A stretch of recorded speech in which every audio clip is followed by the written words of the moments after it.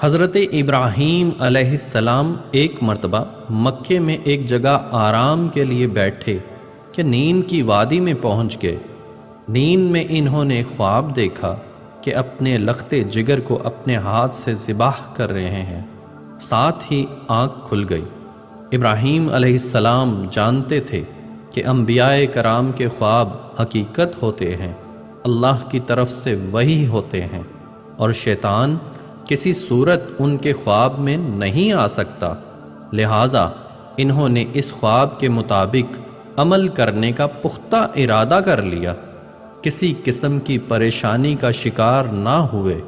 اللہ رب العزت نے اس عظیم اور تعجب خیز واقعے کا قرآن پاک میں ذکر کرتے ہوئے فرمایا، اور ابراہیم نے کہا میں تو ہجرت کر کے اپنے پروردگار کی طرف جانے والا ہوں، وہ ضرور میری رہنمائی کرے گا۔ اے میرے رب، مجھے نیک بخت اولاد عطا فرما۔ تو ہم نے ایک بردبار بچے کی بشارت دی۔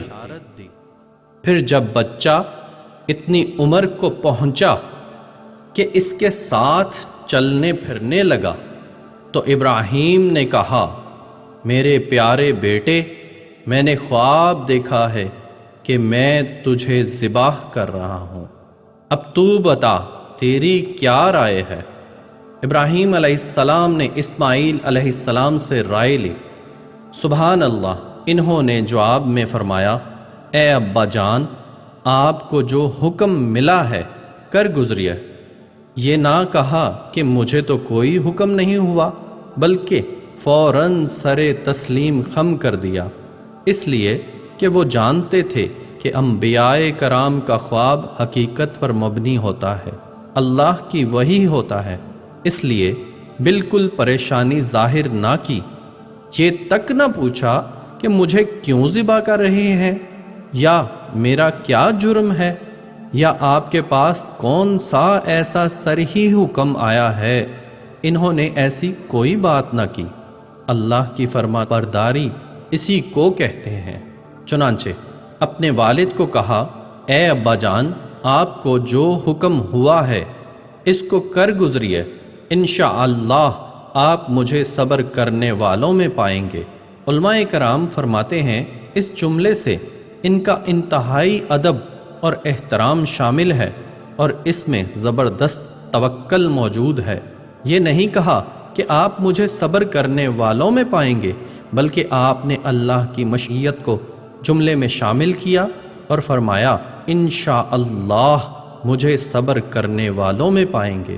باپ بیٹا دونوں ہی معمم ارادے کے ساتھ اللہ کا حکم پورا کرنے کے لیے پیش ہو گئے۔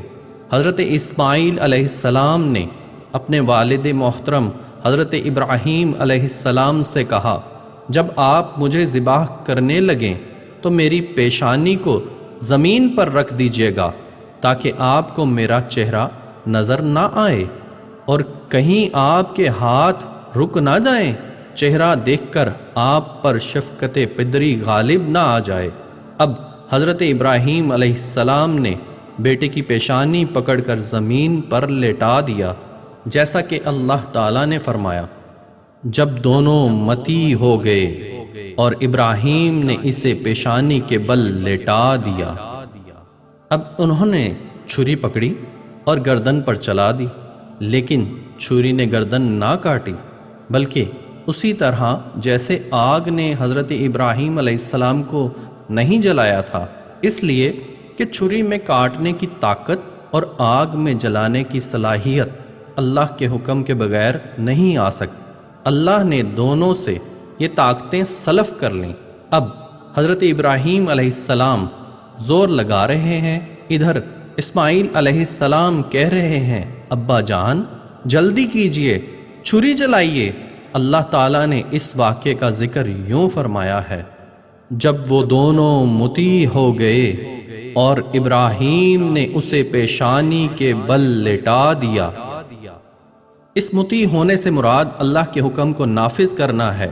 اب ظاہر ہے مطیع وہ پہلے بھی تھے، لیکن یہاں مطیع ہونے سے مراد کامل اسلام ہے، نہایت واضح اور حقیقی اسلام سے مراد ہے، اس لیے کہ کامل اسلام وہی ہوتا ہے جس میں بغیر کسی تردد اور توقف کے اللہ کے امر اور نہیں کی تصدیق کی جائے۔ یہ تھا حقیقی اسلام۔ ہاں تو چھری چلتی رہی، گلا نہ کٹا، اس لیے کہ امتحان اور آزمائش کی تکمیل ہو چکی تھی۔ یہ بات ثابت ہو چکی تھی کہ اللہ کا حکم نافذ کرنے میں دونوں پوری طرح کوشاں ہیں۔ اللہ تعالیٰ بھی فرما برداری کا صلہ عطا فرماتے ہیں۔ چنانچہ آواز آئی، ہم نے اسے پکارا، اے ابراہیم تو نے خواب کو سچ کر دکھایا، یقیناً ہم اسی طرح نیکوکاروں کو جزا دیا کرتے ہیں۔ یقیناً یہ ایک کھلی آزمائش تھی، تاریخ کا ایک عظیم ترین امتحان اور کڑی آزمائش دنیا کو آج بھی حیرت میں ڈال دیتی ہے کہ کون ہے جو بیٹے کو ذبح کرنے پر تیار ہو جائے، خاص طور پر اس صورت میں جب اولاد بھی اکلوتی ہو، جس کی وجہ سے 86 سال بعد آنگن میں بہار آئی ہو، پھر اس کی قربانی کا بھی واضح حکم نہ دیا، اشارتاً خواب میں رہنمائی کی گئی تھی۔ آپ کہہ سکتے تھے یہ قتل ہے اور سنگین جرم ہے، کہہ سکتے تھے اپنے بیٹے کو کس جرم میں قتل کروں، لیکن آپ نے بغیر کسی تعمل کے سر تسلیم خم کر دیا اور اس عظیم امتحان میں کامیاب ہوئے۔ اللہ فرماتے ہیں، اور ابراہیم وہ ہیں جنہوں نے وفاداری کی۔ اس آیت میں یہ نہیں بتایا گیا کہ کس چیز میں وفاداری کی، اس لیے وہ تو ہر معاملے میں مکمل طور پر وفاداری کا مظاہرہ کر چکے تھے۔ آگ میں ڈالے جانے والا معاملہ، بیوی اور بچے کو لک و دک میدان میں چھوڑ آنے کا معاملہ، پھر ذبح کا امتحان، تعمیر بیت اللہ کی مشقت، غرض ہر معاملے میں وفادار تھے، حتیٰ کہ اپنا مال اللہ کے راستے میں خرچ کرنے میں اس قدر وفادار تھے کہ ابو ذیفان کے لقب سے مشہور ہو گئے۔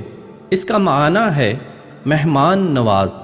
کسی مہمان کو دسترخوان پر اپنے ساتھ بٹھائے بغیر ایک لقمہ نہیں کھاتے تھے، باہر نکلتے، مہمان تلاش کرتے، پھر اس کے ساتھ مل کر کھانا کھاتے، مہمان نہ ملتا تو سخت غمگین ہو جاتے۔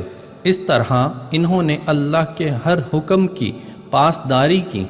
ذبح والے اس امتحان کا اللہ نے ان کو کیا صلہ دیا؟ اللہ فرماتے ہیں، ہم نے اسے عظیم ذبیحے کا بدلہ عطا کیا۔ ہاں تو ہم بتا رہے تھے کہ چھری نے گلا نہ کاٹا۔ ایسے میں حضرت ابراہیم علیہ السلام نے ایک آواز سنی، آواز پیچھے سے آئی تھی۔ انہوں نے مڑ کر دیکھا، حضرت جبرائیل علیہ السلام نظر آئے۔ وہ آسمان سے ایک مینڈھا لے کر آئے تھے، دنیا کے مینڈھوں میں سے نہیں بلکہ جنت کا مینڈھا لائے تھے۔ سیدنا عبداللہ بن عباس رضی اللہ تعالی عنہ سے روایت ہے کہ وہ مینڈھا جنت میں 40 سال تک چرتا رہا، سفید رنگ، کوشادہ آنکھیں، خوبصورت سینگھوں والا حسین و جمیل مینڈھا تھا۔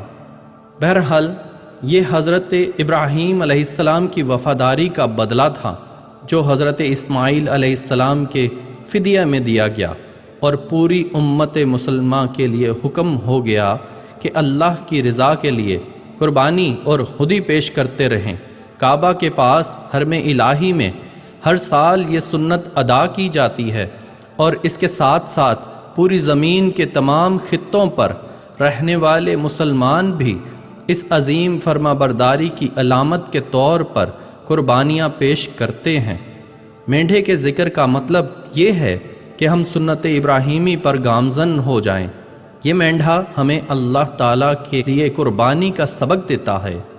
ہمیں چاہیے سنت ابراہیمی کی ابتدا کرتے ہوئے ہم اپنی جانوں پر، اپنی اولاد، اپنے مالوں کو اللہ کی راہ میں قربان کرنے کے لیے تیار ہو جائیں۔ اللہ تعالیٰ فرماتے ہیں، اور ہم نے اسے عظیم ذبیحہ عطا کیا، اور ہم نے اس کا پچھلوں میں ذکر خیر چھوڑا، سلامتی ہو ابراہیم پر، اسی طرح ہم نیکوکاروں کو جزا دیتے ہیں۔